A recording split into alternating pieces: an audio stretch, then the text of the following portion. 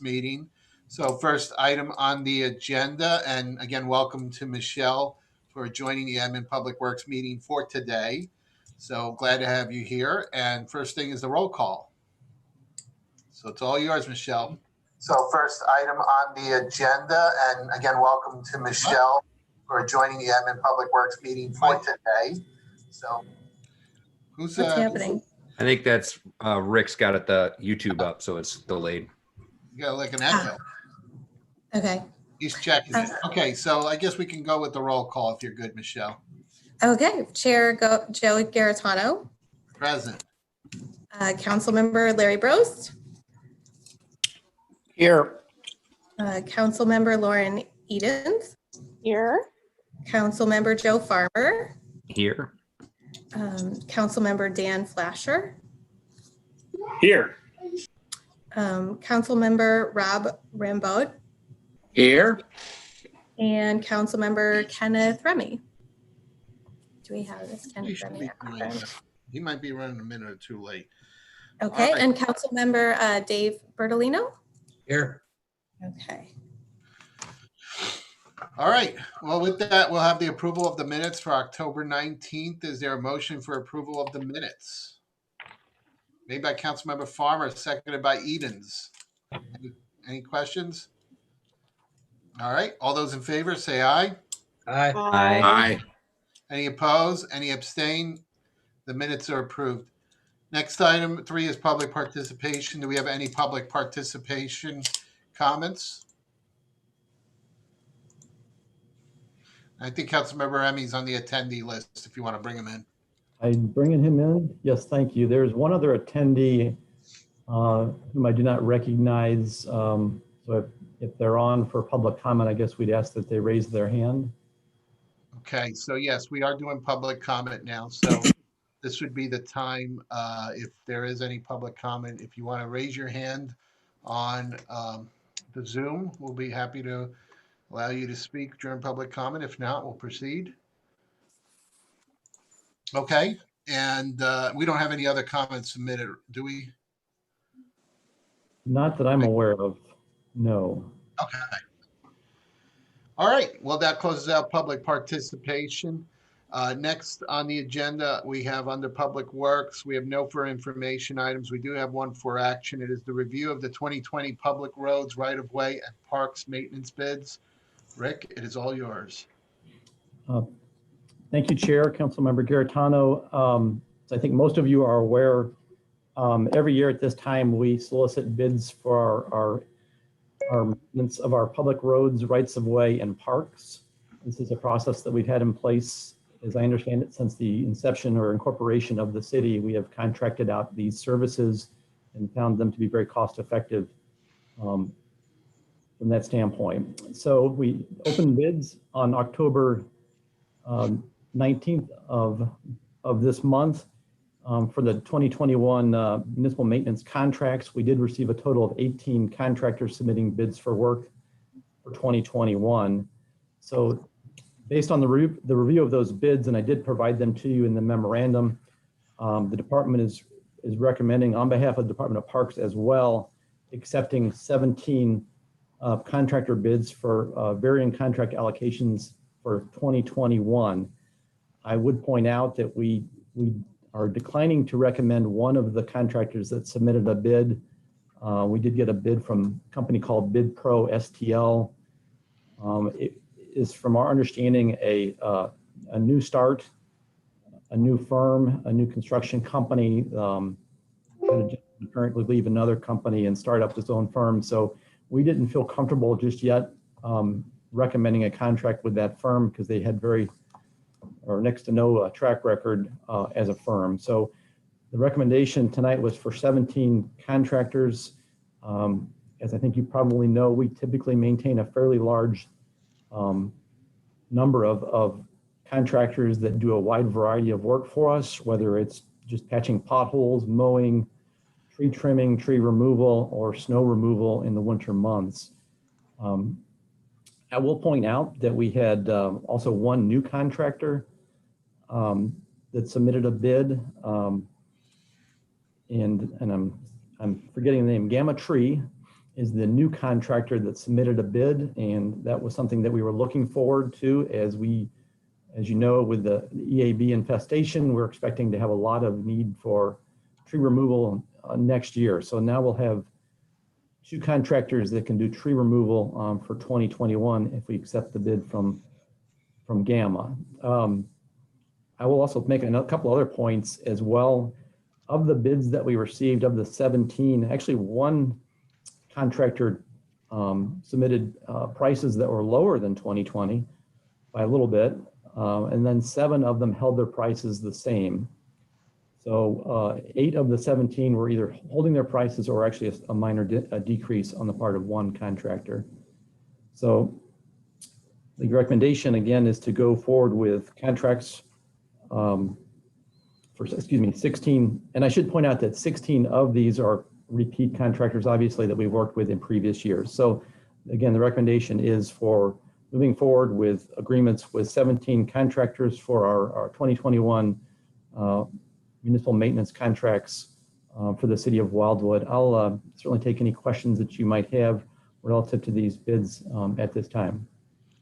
I got Councilmember Bertolino with a hand up. Go ahead. Yeah, just 2 questions, Rick. One is, I assume these amounts are not guaranteed amounts. They are estimates based on the amount of work that we will give them. I guess a yes or no answer. Is that true? And the second thing is, do we give preference of any kind to a business that is actually licensed in Wildwood? I know 2 of them, Gaelic and Kelp, are both in the city. I'm not sure about the others. So answers to those 2 questions. The first is yes, they're not guaranteed amounts. We usually create the contract amount based on the budget that we have at this point in time for the next year. So if there were any last minute changes, we would reflect that in the contract amounts. And we do try to make preference for local contractors, and quite frankly, most of the contractors that we work with are, if not in Wildwood, are very close by. So we do tend to give preference to local contractors, and I think it makes some sense. We usually get more competitive bids that way. They're closer to the work, so they can respond more quickly when needed. Joe, could I ask a follow-up question? How many of them are minority owned or female owned?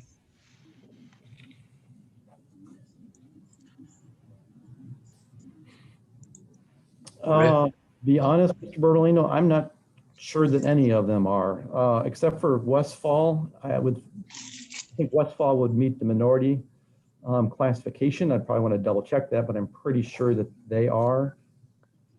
Kelp has claimed to be actually disabled veteran owned as well as female owned, but his father died years ago and that's the veteran, and his wife died a few years ago and that's the female, but the documentation, his letterhead and so forth still make both of those claims. So there may be some grandfathering or something like that, but it's, if you care, it's worth checking out, I think.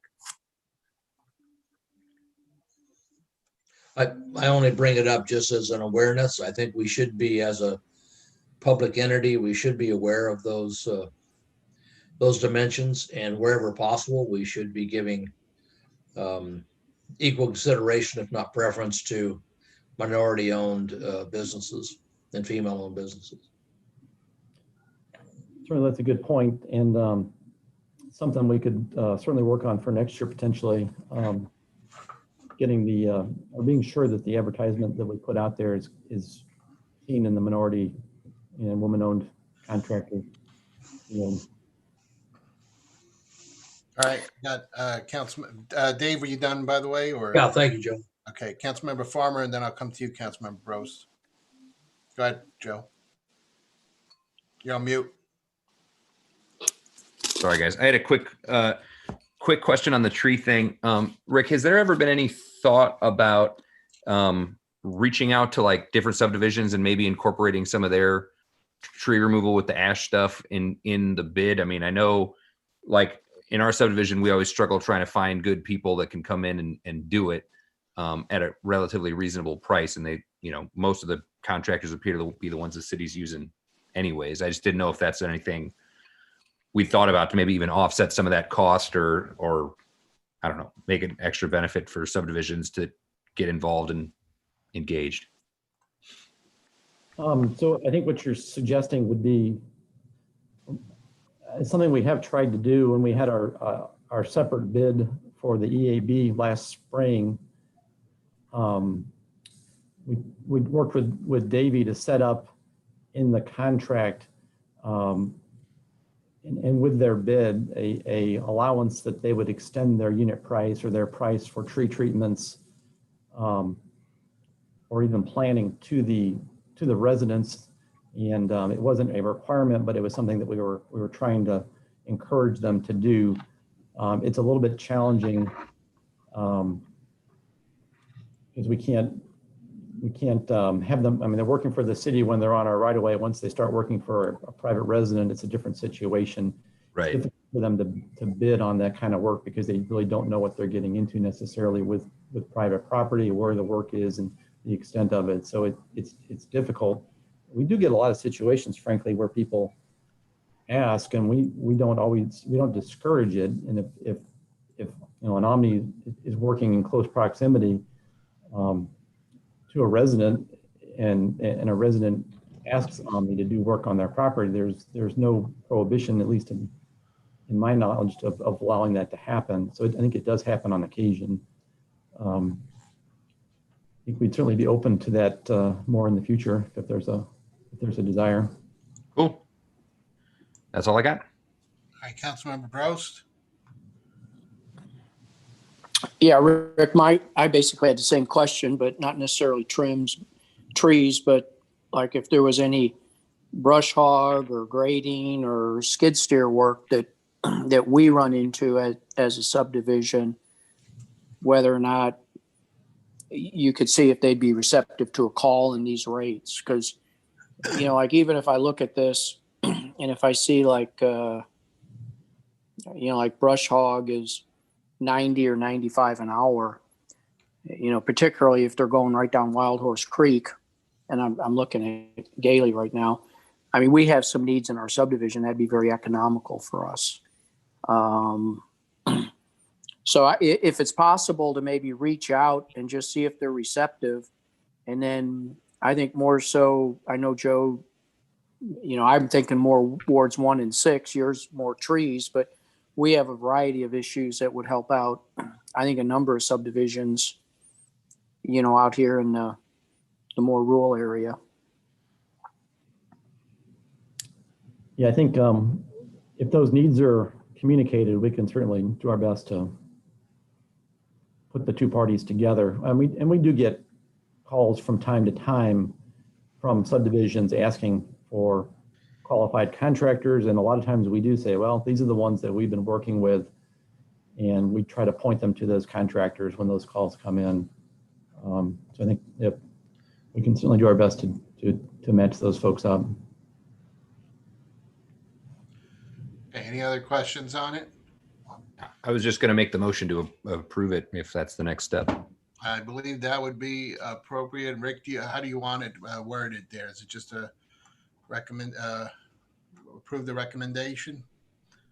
Yeah, basically I'm looking for a approval of the department's recommendation. If I do receive that, I will move forward with presenting the actual city contractor agreements to the city council for approval at the next meeting. Is there a second on that motion? Made by Councilmember Flasher. Okay, any other comments on the motion? Seeing none, all those in favor say aye. Aye. Aye. Aye. Aye. Any opposed? Any abstain? All right, the motion passes. Thank you. All right, moving on. We do not have any administration information items. We do have one item under administration under for action. This pertains to the information kiosk, so I will let our interim city administrator talk about it. Thank you, Joe. I'll actually tee it up for the committee to discuss, but this item has been on the agenda for a while. Actually, it was on the agenda and we addressed it back when I served as the interim a year or so ago, and it remains on there. Mr. Garitano and I had a conversation regarding if we're going to act on it, or if it's something that is no longer something that this committee is going to pursue, we would perhaps suggest removing it from the agenda. But we wanted to just have a discussion and see where the committee is on this particular item. As I say, we looked at when it first came on the agenda a year or so ago. We looked at some plans and so forth. I'm not sure what has happened in the interim in the past year, but we just thought we'd discuss it and see what everybody thought. Well, yeah, and I'll segue from that there. I do think it's probably worth asking the question, do we want to continue to spend time on it, especially after the budgetary discussions that we had yesterday? So either do we just want to, at this point, say we're not going to pursue it anymore, or continue to put it on hold? Maybe we put it under not ready for action. It will probably sit there. But again, just knowing our current funding situation, and trying to see, or the committee wants to continue to pursue it, but there'll be questions, of course, as to how we'll pay for it. So I've got two hands up I'm seeing here, Councilmember Bertolino and then Councilmember Farmer. Yeah, thanks, Joe. My comment is that I think it's a wonderful thing to do. My concern from the beginning was the utility of it. Would it really be used? And I think we should table this until such time as we have Main Street connected and the Crestview Drive is gone, and we start to see volume or traffic past City Hall. Until that happens, I can't believe that the utility of that or the utilization of that expense is going to be very favorable. I'd rather see us wait until we have the traffic flow that justify having that kiosk out there. Councilmember Farmer, you're up next. Yeah, I couldn't agree more. I mean, I think with everything we got going on, there's certainly, as cool of an idea as I think it is, we need to wait until we've got people there and using it. And I think, at least for the pretty substantial near term, until we get this COVID thing figured out and we have other priorities, we should probably just table it. Any other? Councilmember Remy? Yes, I agree with the two gentlemen before me. I think I would much prefer to table this in the moment. And frankly, when our revenue stream starts to improve, I'd rather actually consider allocating funds to actually have a city communications person that could help with multimodality communications, including our social media and some other areas. I know the staff has directly asked me to look into that going into the next budget, and I appreciate their insights on that concern. And so I would much rather see funds in that realm, but not right now. I would just table this. Okay, well, Councilmember Edens. Did Councilmember Bertolino make a recommendation? And if he made a formal one, then I think we need a second still, or do we not need a motion? I did not gather that was a motion, so I'm not aware. Do we need one? If you want to provide specific direction as to whether or not you want to put it either on hold or revisit it at a certain time, or do we just take it off and then at some point some member from the committee comes forward and says, hey, can we put this back on the agenda? We could do that too. Yeah, but that's fine. I mean, we could also, put it on some sort of a 5-year plan. That way, if a lot of us are no longer on council, it just doesn't ever fall through the cracks in the future. Sounds good. I will put it on a list or make note of it that, it's there. And then just when somebody wants to bring it forward, we'll put it on the agenda again. Yeah, it doesn't need to stay on the agenda. So. Yeah. So I think then I'm trying to think if we need to do anything for action here. I mean, I just feel no action taken, really, at this point. All right. Well, Rick, you're on mute. I would just want you to say that Mr. Rambo has his hand up, Mr. Garitano. Oh, Mr. Rambo, I apologize. I always miss your hand. Yeah, I don't know. I even texted you and said, "Hey, Joe, my hand's been up for I 10 don't- minutes." But all I wanted was to, I felt obligated to close the loop on Kelp Contracting. Their website indeed says that it's a service-disabled veteran-owned small business, and the female-owned business was actually in the name of his wife, and it's a different kind of business. So hopefully that clears that up for everybody. That's all I wanted. All right. Thank you. All right. Well, thank you. With that, Interim City Administrator Steve Cross. Thank you, Mr. Chair. Before you brought this meeting to conclusion, I just wanted to point out just a couple things to the committee that there are 2 items currently on the agenda. One under items not ready for action, high priority, the harassment policy for elected officials. I have a draft of that policy from the city attorney, and at Mr. Garitano's direction, that will be on our agenda for our next meeting, which is December 1st.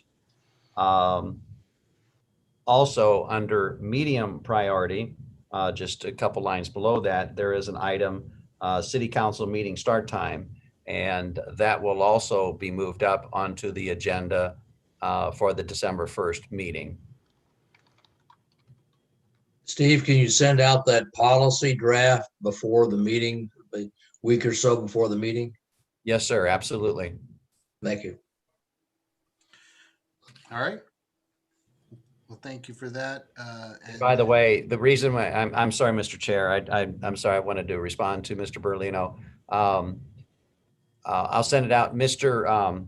Young will be at our next meeting, the December 1st meeting, to discuss that document. He had a conflict tonight, which is why we're not talking about it tonight. But Mr. Berlino, I will send it out, and then we can plan on the city attorney discussing it next time. okay. All right. Well, with that, no other anything else on the miscellaneous? Seeing none. All right. We already got the next meeting date, Tuesday, December 1st. So we are at the end of the meeting. So motion to adjourn. I mean, by Councilmember Farmer, seconded by Councilmember Flasher. All those in favor, say aye. Aye. Aye. Aye. Aye. Opposed? Okay, all right, the meeting is adjourned.